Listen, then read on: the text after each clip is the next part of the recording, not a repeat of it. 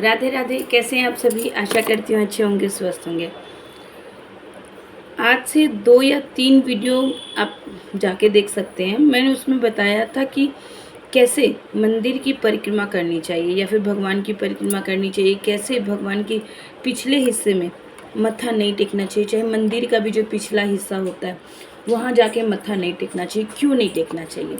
अगर आप भी अभी तक आपने वो वीडियो नहीं देखी है तो काइंडली, ज़्यादा नहीं, 2 या 3 वीडियो, जस्ट 2 या 3 दिन पहले की ही वीडियो है, एक बार जाके आप ज़रूर देखें। क्योंकि यहाँ मैंने आपको विषय बता दिया कि वो किस विषय पे है, कि क्यों नहीं हमें भगवान के पिछले हिस्से में माथा टेकना चाहिए, क्यों नहीं हमें मंदिर के पिछले हिस्से में माथा टेकना चाहिए। इसका जवाब आपको उस वीडियो में मिलेगा। इस वीडियो में क्या मिलेगा? इस वीडियो में मिलेगा कि किस भगवान की परिक्रमा तो क्यों नहीं, जब भी हम माथा टेकते हैं, कब टेकते हैं? जब हम परिक्रमा करते रहते हैं, ठीक है। तो वो हो गई मंदिर की परिक्रमा, भगवान की परिक्रमा। इस वीडियो में जान रहे हैं कि किस भगवान की कितनी परिक्रमा करनी चाहिए। जी हाँ, किस भगवान की कितनी परिक्रमा करनी चाहिए, उसका क्या फल मिलता है। जैसे हम लोग मंदिर जाते हैं तो कभी कभी देखिएगा कि हम लोग किसी भगवान की एक परिक्रमा करके छोड़ देते हैं। कितने ही लोगों को देखते हैं कि एक बार किया, छोड़ दिया। लेकिन जब हम परिक्रमा कर ही रहे हैं, कहने का अर्थ सिर्फ इतना ही है, जब कर रहे हैं तो पूरा पुण्य मिले उस हिसाब से करेंगे ना, है ना। तो इसीलिए इस चीज़ का नॉलेज हम लोगों को होना बहुत ज़रूरी है कि अगर हम भोले बाबा जी के मंदिर में जा रहे हैं तो हमें वहाँ कितनी परिक्रमा करनी चाहिए। अगर हम माँ दुर्गा के मंदिर में जा रहे हैं तो हमें वहाँ कितनी परिक्रमा करनी चाहिए, किस भगवान की कितनी परिक्रमा करनी चाहिए, इस विषय पे भी बता रही हूँ। लेकिन इसके पहले एक डाउट और क्लियर कर दूँ जो सबके मन में रहता है कि मान लीजिए मैंने आपको बताया कि पीपल के पेड़ की 7 परिक्रमा करनी चाहिए, सपोज, ठीक है। अब आप बोलेंगे कि हम जिस पीपल के पेड़ की पूजा करने जा रहे हैं वहाँ तो परिक्रमा करने का स्थान ही नहीं है, अर्थात सामने का जगह पूजा करने के लिए है, लेकिन पीछे जो घूम के हम पूजा कर पाएंगे वैसा जगह नहीं है। ठीक यही प्रॉब्लम मंदिर में भी, भगवान के सामने भी होती है। हालांकि हर मंदिर में नहीं होती, लेकिन बहुत से मंदिरों में होती है कि भगवान जहाँ विराजमान है उनकी जब हम परिक्रमा करने जाएं तो पीछे की तरफ वो स्पेस नहीं रहता कि हम भगवान की वैसे परिक्रमा करके आए। तो ऐसे सिचुएशन में क्या करना चाहिए? ऐसे सिचुएशन में आपको क्या करना चाहिए कि आप जिस स्थान पे खड़े हैं, जी हाँ, जैसे मैंने आपको बताया कि पीपल के पेड़ की 7 परिक्रमा करनी है, लेकिन पीछे स्पेस नहीं है, आप पीपल की परिक्रमा नहीं कर पा रहे, तो ऐसी स्थिति में आप जिस स्थान पे खड़े हैं उसी स्थान पे आपको मतलब लगातार 7 बार गोल गोल घूम लेना चाहिए। ऐसे हाथ जोड़ना चाहिए और भगवान का, जिस भगवान की आप परिक्रमा कर रहे हैं उनका ध्यान मन में रखना चाहिए और अपने ही स्थान पे खड़े होकर 7 बार आपने राउंड राउंड घूम लिया। ये भी परिक्रमा में ही गिनाता है, ठीक है। तो जहाँ वो चीज़ संभव नहीं है कि आप पूरा भगवान की परिक्रमा नहीं कर पा रहे, ऐसी स्थिति में आप इस तरीके से भी परिक्रमा कर सकते हैं। आशा करते हैं आपको समझ में आया होगा। फिर भी कोई डाउट हो तो आप मुझसे मैसेज करके पूछ सकते हैं, ठीक है। चलिए बात है कि किस भगवान की कितनी परिक्रमा करनी चाहिए। जब हम भोलेनाथ जी के मंदिर में जाते हैं तो हमें हमेशा भोलेनाथ जी की ना आधी परिक्रमा करनी चाहिए। जी हाँ, आधी परिक्रमा। जैसे आपने पूजा की, पूजा के बाद आप भगवान जी भोलेनाथ की पूजा के लिए घूमने गए, ठीक है।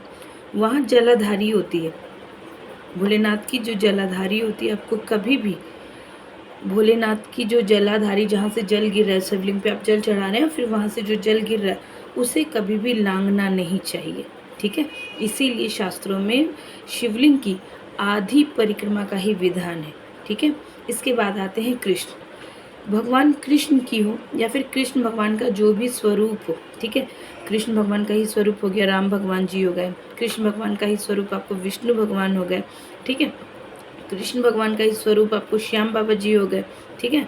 तो इन भगवान की आपको कितनी परिक्रमा करनी चाहिए? इन भगवान की आपको 4 परिक्रमा करनी चाहिए। जी हाँ, आपको 4 परिक्रमा करनी चाहिए। समझ में आ गया? इसके बाद आते हैं, जब आप दुर्गा भवानी के मंदिर में जाते हैं, ठीक है, माँ दुर्गा के मंदिर में जाते हैं तो पहले आप मत्था टेक लिया, आपने प्रणाम कर लिया, उसके बाद आपको माँ दुर्गा भवानी की एक परिक्रमा आपको घूम के लगानी, सिर्फ एक बार घूम के लगाना और मत्था नतमस्तक कर लेना। तो इससे भी आपको फल मिलता है, ठीक है, पूरा फल मिलता है। अब जैसे माता रानी वैष्णो मैया का जो भी अपने दर्शन किए, माँ चंडी के दर्शन किए, जो भी वैष्णो माता का स्वरूप है, दुर्गा माँ है, उनका आपने दर्शन किया। चूँकि उनके आपने एक बार परिक्रमा तो कर ली, लेकिन आपको सभी को पता है कि जब भी दुर्गा भवानी के दर्शन किए जाते हैं तो उनके बाद भैरव बाबा के दर्शन अति अति अति कंपलसरी हो जाता है, ठीक है। तो ऐसी स्थिति में जब भी आप माता भवानी के दर्शन करने, उसके बाद जब आप भैरव बाबा के दर्शन करने जाएं तो आपको फिर उनकी 3 परिक्रमा करनी चाहिए। भैरव बाबा की 3 परिक्रमा करनी चाहिए। उनके उनकी मूर्त के सामने नहीं घूम पाए तो उनके समक्ष खड़े होके हाथ जोड़ के आपको अपने जहाँ आप खड़े हैं वहीं पर से आपको 3 टाइम्स आपको गोल गोल घूम लेना चाहिए। ये आपकी परिक्रमा हो जाती है, ठीक है। इसके बाद आते हैं बड़ा ठाकुर जी महाराज।